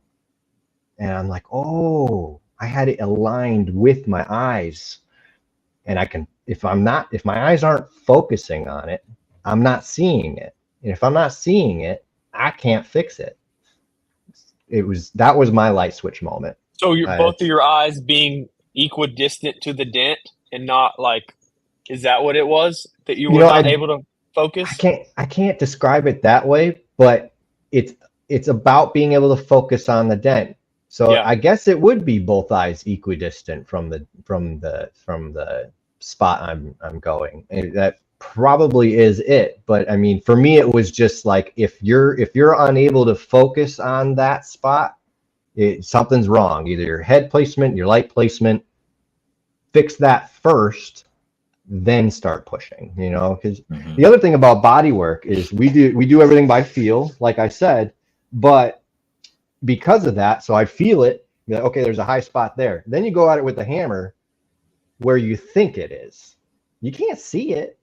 So it's just like, I think it's in that area. Bang, bang, bang, bang, bang, bang, bang, bang, bang. You feel it again. See if you got it. Yeah. So the body's tech mentality of it is, I can see it and I can see my tip and I know it's somewhere around there. I'm just going to start pushing. Then that obviously is not a good plan. So that was the mentality I had to change over. But yeah, that was my light switch moment. Yeah. Being able to focus on the panel and focus on the reflection of the light. And if it's not focusing well, you're not going to fix it well. You're just not. For you paying that, did your employer pay for that, or you didn't even have to pay? Oh man, so it was totally worth it for you. Yeah. How far ahead do you think that put you, as far as like how long would it have taken you to get there by yourself? Months and months. Yeah. Really. I mean, would it have been possible? 100%. I could have done it. Yeah. But it would have taken a lot longer. Yeah. I left after that 2 weeks much better than when I went in. So so my 18-year-old has a hood set up in the garage that he's trying to learn on. Awesome. And so one thing that I did with him that could be helpful is, so I had him, pushing on the panel, just a hood. And I moved the board back and down, up and down, back and forth. And I said, you just sit there and look at it.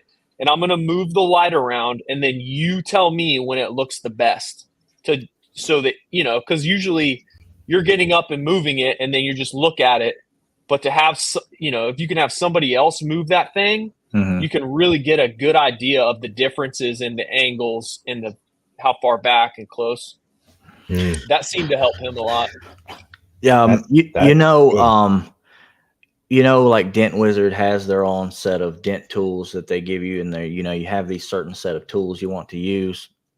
I think it would be really cool if Dent Slayer had their own set of collision tools for collision guys. Like, whatever kind. Once you get training and you get set out there, like the 3 or 4 tools that you use, like a collision kit, or not a kit, but a setup for collision guys would be really, really cool. See, look at that already, please.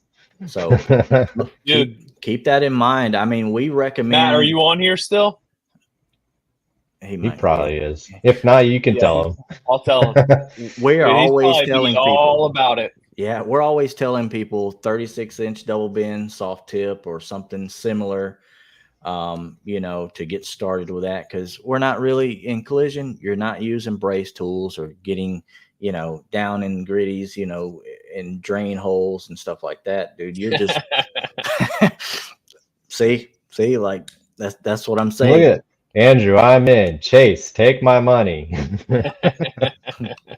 No, it is a guide. I mean, we can talk to our lips fall off about which tools to start in a collision shop to, but we can't reach everybody. And people do that internet search for the kit. They want the kit. They don't want to search for all this stuff, like all these numbers and names and all that of tools. They just this is what you need, and we'll stick with this. It doesn't have to be a huge kit setup or a huge this, that, or the other. Just some really nice essential tools to get started doing this and help collision become easier, or not easier, but different, taking the large metal, shrinking it down so you can conventionally repair it, go on about your way, make that money, on to the next dent. So. It's so much faster than sanding the whole area down to bare metal, getting the dent puller over, hooking up your ground, getting it on there, bing, bing, bing, bing, and tapping the highs. So much faster going there with a rod and just, even if you're cracking the paint, it doesn't matter in the body shop, just work it out, and then you're on the filler like that. It's making more money, and as soon as people get a taste of that, they're gonna love it. And it's spreading fast. 100%. Really cool stuff. And to my knowledge, there's not anything out there for the collision guys right now. That's crazy to me. So so I mean, obviously Kiko and Cam Auto are focusing on glue pulling for collision techs, but nobody's creating push tools like focused on what a collision techs need. So, to be fair, Kiko does have their GPR Plus system for the body shop, which does have push tools in it. It does, but what I'm saying for the technician, not for a shop based, where you that's a shop based system, where you're trying to get shops to buy it. I'm talking about just technician based sets, that's not over the top, priced for somebody to buy. Just some good essential tools. Set up. Yeah. Yep. We already talked about that King Slayer, boy. Yep. Speaking of, I need to grab one of those. I don't have one. So I mean, that's what these guys want. They don't want to spend $5,000 on a system. They want to spend maybe a few $100 on a few things that are going to get them started, just to get them going. Right. Yeah. That's what they're looking for. I mean, because I mean, I can complain about prices. I'm not really complaining. I know why the prices are high. You're just getting other people to pay these prices anyways. But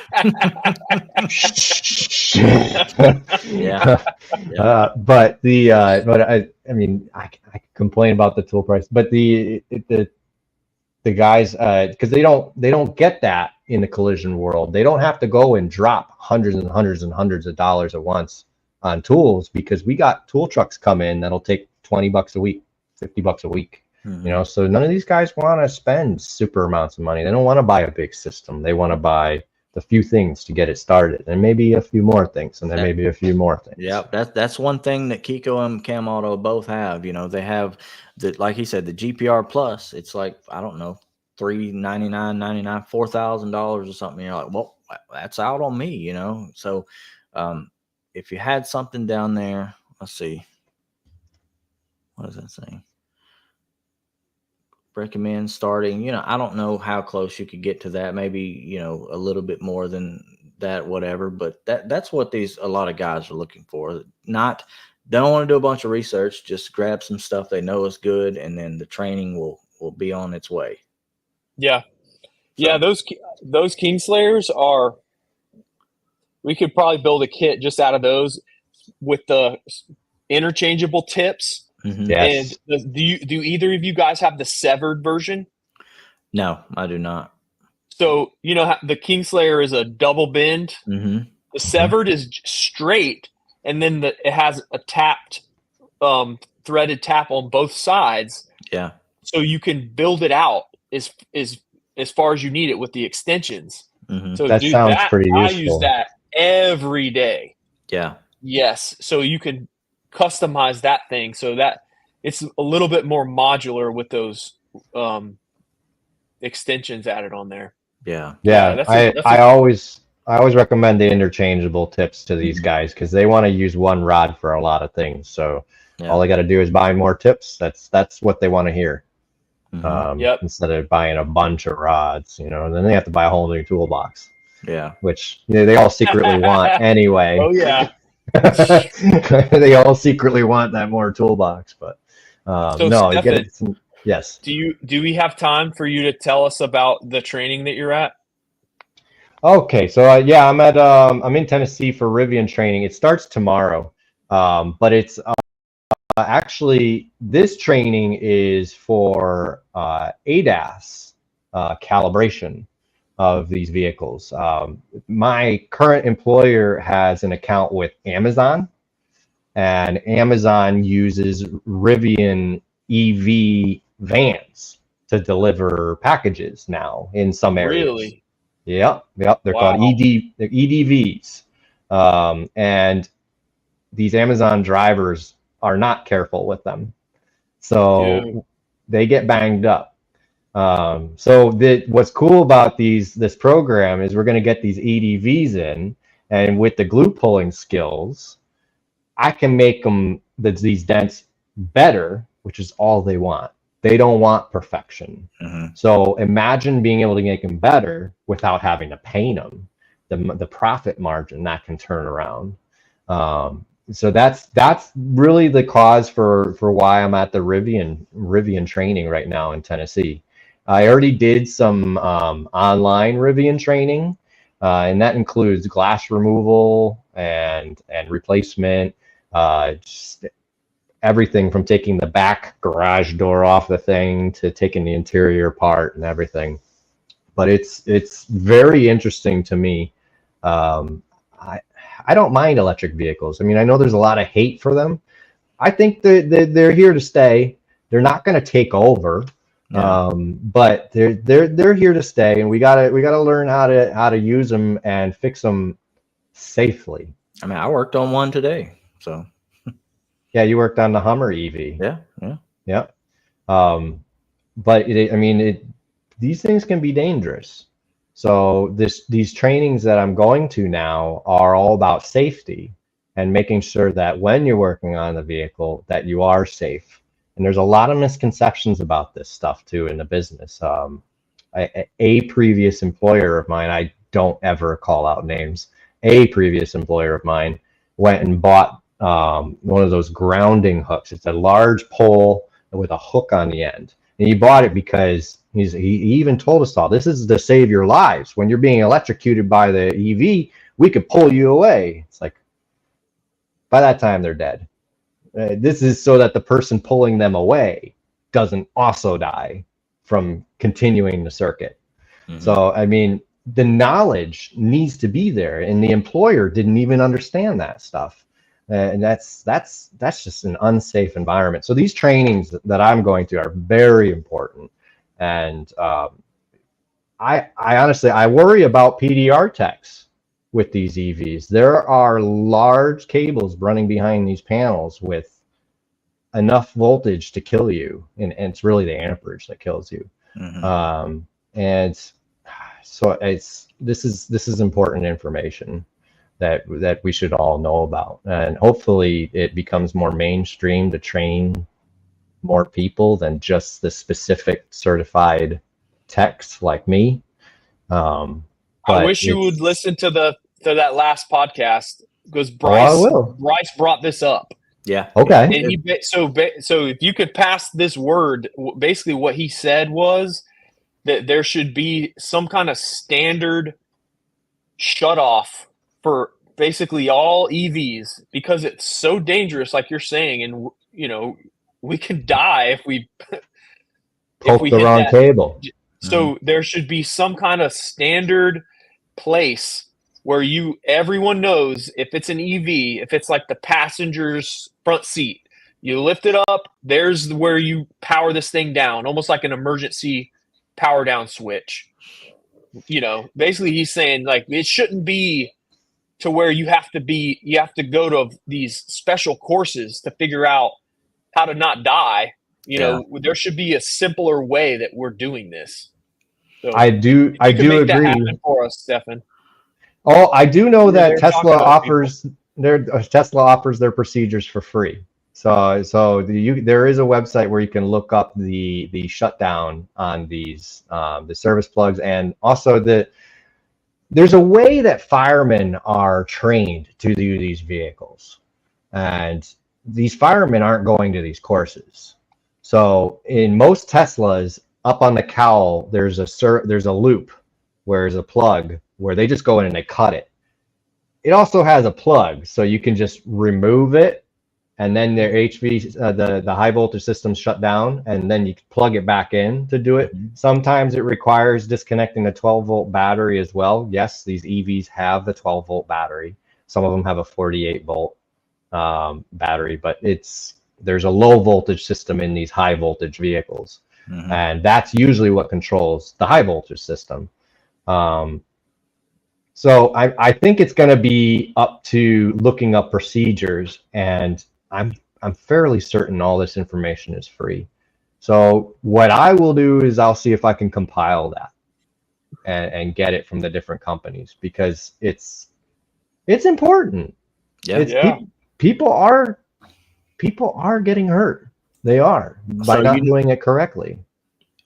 So a lot of these cars do have some service plugs that are in there. Some of them are just really hard to find. Like you were saying, they're not all in the same spot, and you know, you kind of have to like dig through information to find this stuff. So that's where all data really comes into play when doing these things, because they kind of show you where some of that stuff is. That's correct. They're not standardized. But they're not standardized at all. And that's, I think, what Bryce was getting to, like a standardized spot, you know, for a lot of these plugs, or I guess per manufacturer or whatever you could do. I think that's what his intention was. Well, I could tell you that the fireman loop is on Teslas almost always. It's under the hood by the cowl, which is where the wipers are, on the passenger side. Almost always. And it's labeled with, you'll see a sticker, it's sticking out. It's labeled with a fireman's helmet, and there's a plug on the end of it, and unplugging that should disconnect the HV system. It's not guaranteed. Yeah, what are you supposed to reach in there and pull that thing out with? You could, it's just a plug that you just pull out with your hand. There's no high voltage going through this plug. No, it's a low voltage loop. So to give a quick lesson on how the high voltage system, there's what inside the controllers there are what called contactors, and these contactors are basically a big relay. So just imagine there's a switch, and it's open or closed, you know, and these are the contactors, and they're contacting each other. So when they're closed, the high voltage system is a circuit, and it's running and it's powered up. That's controlled by a low voltage system in the car, like a 12 volt. So by unplugging that plug, the low voltage system moves a motor to bring this up and disconnects the high voltage. And now you don't have a circuit anymore. The reason why I said should disconnect is because if for some reason those contactors got soldered together based on an arc or something, then it could still be running through. And to test for that is more complicated. I have a feeling, but I have a feeling that once the high voltage system is done, you're going to go in the car, look on the screen, and it will say HV system offline. You know, so that's a fairly good indication that you're safe to go in there. But it's dangerous, man. It's dangerous. Enter at your own risk after that. It's dangerous. Pay attention where you're poking. And if there's high voltage lines in that area, you might Smash Master shirt that says that. You'd probably sell a bunch. Need to be careful where you're poking. Pay attention where you're poking. I actually like that. That's pretty good. But yeah, you got to be careful. It's freaky. I mean, Our lives are on the line here. David said he'd buy one. It's pretty cool. Yeah. Yeah. So yeah, I mean that's the basics of what I'm doing, where I'm at, and what I'm learning. And this stuff has been forced down my throat. So are those required? Those classes are required to be like a Rivian approved repair site? Yeah. Mm-hmm. Okay. Yep. And what? Equipment, specialized equipment to work on those vehicles. So are there going to be just body techs at this class, or are there any PDR guys in any of these classes? Generally, I've never seen it. I've never seen any PDR guys either. So it's just going to be body shop certified collision centers. I wonder, would it be interesting if they started certified PDR program for these makes, and then you guys can go and get that certification and advertise that you are certified, and you'd end up on a list on the Rivian website or the Tesla website. That's interesting. I think that would be worth investing in. David said when he was at Toyota for certification, he had estimators and managers in some of the classes, but never PDR. Oh, well, he didn't say never, but I've seen managers and estimators, but I've never seen a PDR tech. That's interesting. That could be something to get into. If they could get certified as a certified Rivian PDR center, I bet they'd start showing up. Yeah. I actually know a few people high up in the Rivian collision program, and I'm connected now with Tesla through my work. Maybe I'll mention something. I don't know how much power I have being just a lowly technician, but it would be a good idea, because I mean, you guys are going in there and you're doing some stuff and you're removing parts and you're poking around, and Matt says you can buy parts. Yeah, I guess. Yeah, I mean, I know a lot of that stuff's, the training and stuff's kind of expensive for a shop. I don't know, like, for just I don't really know. I guess we can gather up information on that and see what it looks like. I wonder, what my first question would be is that if a PDR tech could go through the collision training and then get on the same list, maybe not make a whole new list, just have PDR techs go through it. You're going to learn more than you need, because you're going to learn what we do in the collision shops, but then now you're armed with knowledge. Mm-hmm. So, and the more so it's, that's interesting. That's a really good, point to bring up. I had never thought about that. Yeah, I'm so worried about these body techs that don't want to change their ways being given EVs without training, because it happens every day. Yeah, Matt says we need Rivian PDR certifications. Yeah, that could be pretty cool. I agree. Toyota loves PDR and GPR because they love having as much factory paint and welds as possible. Yeah. Mm-hmm. I mean, all the certifications that I've seen recommend PDR, but I mean, it says it in one little bullet point. PDR repair methods approved. That's like all it will say. Mm-hmm. So that's good, but no, I agree. I think PDR techs should be trained in this stuff. Shouldn't be coming from me. I don't want to be liable. Yeah. But yeah, well, that would be good. Well, I mean, we went 2 hours, James. This went by really good. I really, I appreciate you coming on. Yeah, I really enjoyed it. I really like y'all's perspective on things. It's a whole nother world for me that I'm curious about. What you guys do. So. Yeah, man. Thanks for having me on. Keep in touch with us, man. We can continue, sharing each other's knowledge and whatever, coming from different worlds, which I'm not in the, collision anymore, PDR, just like you, but still been there a while. I know a lot of the behind the scenes stuff. So yeah, fun, really cool stuff. Yeah, and I'm sure we can put together some kind of collision kit. And I mean, so, you know, we're building out that beginner course, but like a down and dirty collision PDR online course, do you think that'd be something that people would want? I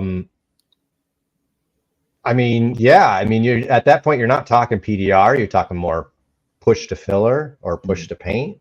But I mean, that's what they're looking for. Like, whatever tools you guys decide to use or throw into this, you know, whatever information you gather up, just like I would gear it towards the use of those tools. Yep. Just so, you know, I would not Would like you so if you're going for a collision tech trying to lessen the damage, would you say that you would just leave out the light for them? Like, because that's a big ticket item. No. Light is important. Okay. Yeah. Because you got to be able to find your tip and find your crowns. I would say, you know, you can give them the options because a shop might have a light or, you know, whatever. I don't know what kind of light. So that's kind of. But as far as if we made like a training course just for collision techs, it should be light based. I would say so. I would give it light based, and you know, if they wanted to buy a light first, tools second, or vice versa, whatever they wanted to do. Just saying that, you know, I learned without a light, just using, so it's there as an option. And I use my light for everything except maybe if I got major damage, I'll do my first glue poles without a light. As soon as the first bulk is out, the light comes out. The light comes out, you know. So that's useful in body shop. Definitely light training. Yeah, for sure. So, but if you guys come out with a collision kit, if you come out with a collision kit and then a small training to teach how to use that kit, that's gold right there. That's gold, because not only did you sell a kit, now you have the potential to sell the training for the kit.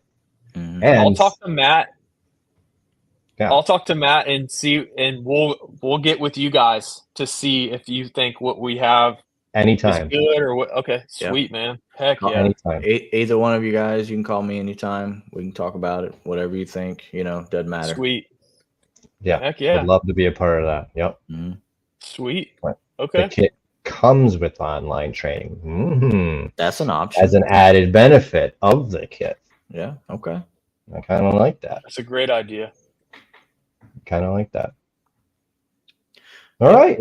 Cool stuff to you know, get the thoughts rolling, see what you come up with. I'm looking forward to seeing what you come up with. Either way, you know. I'm excited. Your training and all that. So yeah, 100%. And if you need anybody to look through your training and give you any feedback, possibly, let me know. I love training. I love that. We'll probably do that. All right, cool. Yep. Cool. I actually did Gene's AAI before he released that. That was a lot of fun. So yeah, definitely would love to see that stuff.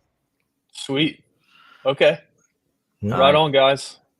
Yes. All right, man. I appreciate what y'all are doing. We think that what y'all are doing is awesome, man. So y'all keep going too. Yeah, appreciate it. You guys too. Yeah. And you guys. Yeah, 100%. Love everything you guys are doing. Yep. Right on. Might as well just end the show right here, right, Nick? Yeah, might as well. We're out of here. I'm out of here. I don't have anything else. Have a good night, man. You guys take care. Keep killing it out there. I know you're brand new in it like me, so just have fun with it. Where it goes. Right on. All right. Peace out. Bye, everybody. See y'all.